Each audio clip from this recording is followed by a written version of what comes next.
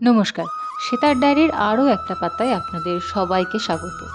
গত সপ্তাহেই আমরা পেয়েছি জন্মাষ্টমী অর্থাৎ শ্রীকৃষ্ণের জন্মোৎসব। আপনারা সবাই যে দিনটাতে জন্মাষ্টমী পালন করেছেন, আমাদের মন্দিরে কিন্তু ঠিক তার পরের দিন জন্মাষ্টমী পালিত হয়েছিল, মানে গোস্বামী মতে জন্মাষ্টমী পালিত হয়েছিল। জন্মাষ্টমী, শিবরাত্রি এরকম বেশ কিছু পুজো আমাদের গোস্বামী মতে অর্থাৎ পরাহে পালিত হয়। পরাহে কথাটার মানে হলো এই জন্মাষ্টমীর যে দিনটাতে বাকি সারা পৃথিবী এই জন্মাষ্টমী পালন করেছে, সেই দিনকার তিথিটাকে ধরে পরের দিন সূর্য ওঠার পর জন্মাষ্টমী বা এই সমস্ত পুজোগুলো পালন করা হয়। আসুন, আজকে আমি আপনাদের জন্মাষ্টমীর গল্পটাই বলি, কিভাবে আমাদের বাড়িতে পালিত হলো। জন্মাষ্টমীর আগের দিন, মানে যেদিন আপনাদের কাছে জন্মাষ্টমী ছিল, সেই দিন আমি মেট্রো করে সল্টলেক থেকে সোজা চলে এলাম ফুলবাগান। সেখান থেকে ঠাকুরের বেশ কিছু জামা কাপড় কিনলাম। আমাদের ঘরের গোপুর জামা কিনলাম, আমাদের মন্দিরের শ্রীকৃষ্ণের জামা কিনলাম, রাধারানীর জন্য জামা কিনলাম। কিন্তু কি হলো জানেন তো, যখন জামাটা পরানো হলো দেখা গেল গোপুর জামাটা সাইজে অনেকটা বড় হয়েছে। ওটা আমি নিজের কিছুটা ইচ্ছাকৃত কিনেছি, কিন্তু এই যে ঠাম্মার হাতে জামাটা দেখছেন, এটা কিন্তু আমি কিনেছিলাম রাধারানীর জন্য। রাধারানী সেটা একটু ছোট হয়ে গেল। ঠিক আছে, তাও চলবে। কিন্তু শ্রীকৃষ্ণের জন্য যে ধুতিটা কিনেছি, সেই ধুতিটা কিন্তু হয়ে গেছে অনেকটাই ছোট। তাই কী করলো ঠাকুরমশাই, এখানে একটা বুদ্ধি খাটালো। শ্রীকৃষ্ণের জামাটা, মানে ওই ধুতিটা, সেটা পরিয়ে দিল নারায়ণ শিলায়।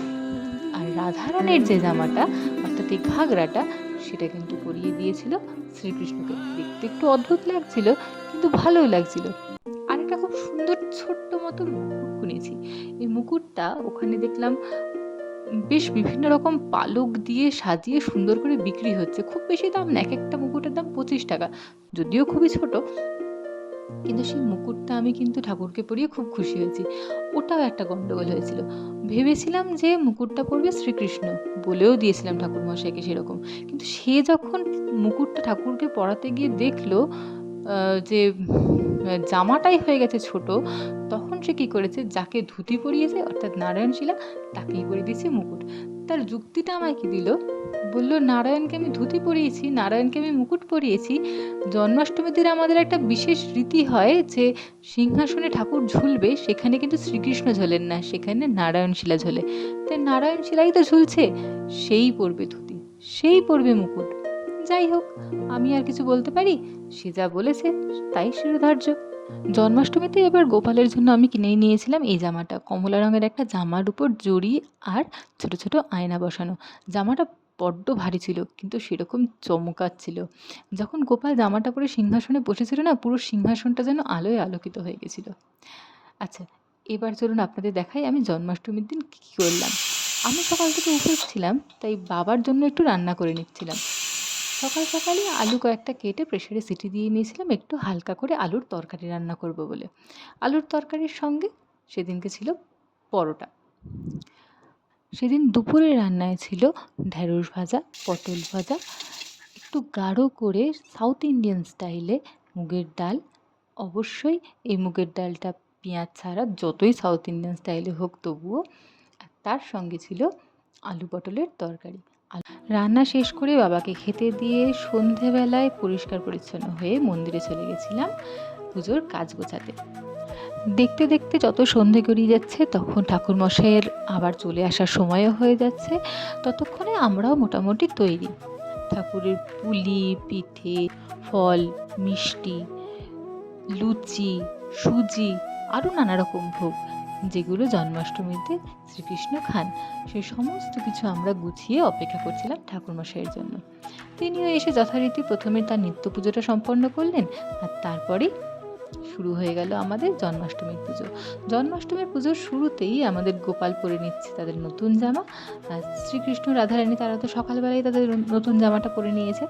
আমার দেওয়া জামা শ্রীকৃষ্ণকে পরে নারায়ণ শিলাকে পরিয়ে কিন্তু বেশ সুন্দর লাগছিল। আমি তো তাদের দু চোখ ভরে দেখছিলাম। আমাদের গোপালকে এই জামাটা পরে কেমন লাগছে আপনারা কিন্তু কমেন্টে জানাতে একদম ভুলবেন না।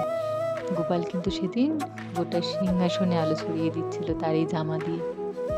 যাই হোক, হাতে বাঁশি, মাথায় মুকুট, গলায় হার, এসব পরে গোপাল তার জন্মদিনের সাজে হয়ে উঠেছিল অপরূপ সুন্দর। এদিকে আমরা মন্দিরে এসে আবার শুরু করে দিয়েছি পুজোর জোগাড়। যে কোনো পুজোতে, বিশেষত আমাদের মন্দিরের এই জন্মাষ্টমী আর শিবরাত্রিতে এই যজ্ঞটা আমার বেশ ভালো লাগে। ঠাকুরমশাই এদিকে যজ্ঞের প্রস্তুতি শুরু করে দিয়েছেন। যজ্ঞ প্রায় সম্পন্ন। সত্যি, এই যজ্ঞের সময় যারা সামনে বসে থাকেন তারাই জানেন যে যজ্ঞের গন্ধটা কতটা মায়াবী। এই গন্ধটা যেন সমস্ত গন্ধ সৌন্দর্যকে ছাপিয়ে যায়। যজ্ঞের পরেই শুরু হয়ে গেল আরতি। ধূপ, ধুনো, কাসর, ঘণ্টা সমস্ত কিছু মিশিয়ে পরিবেশটা যেন এক স্বর্গীয় অনুভূতি দিচ্ছিল। বারবার মনে হচ্ছিল এই প্রদীপের তাপের সমস্ত বিঘ্ন বিনাশ হোক, আবার শান্তি ফিরে আসুক এই পৃথিবীতে, আবার পৃথিবীটা সুন্দর হয়ে উঠুক, এত যন্ত্রণা, দুঃখ, লালসার সমস্ত কিছু নষ্ট হয়ে যাক। নষ্ট হয়ে যাক মানুষের মনের এত হিংসা, এত ঈর্ষা, এত বদ চেতনা। সমগ্র পুজো সম্পন্ন হওয়ার পর আমরা আবার অঞ্জলি দিলাম এবং নারায়ণশিলা আবার দুলে উঠল সেই ঝুলনের দোলনায়। তারপর ঠাকুরমশাই সবার মাথায় শান্তি জল ছিটিয়ে সবার হাতে চরণামৃত দিয়ে আমাদের উপোস ভঙ্গ করলেন। এরপর আমরা যে যার ঘরে চলে এলাম। ঠাকুর ওদিকে ঝুলছেন তার দোলনায়। আজকে সারা রাত ঠাকুর এভাবেই তার দোলনায় ঝুলতে থাকবেন। মন্দিরের দরজা রাত্রে বন্ধ হয়ে যাবে, কিন্তু ঠাকুরের দোলনা থামবে না।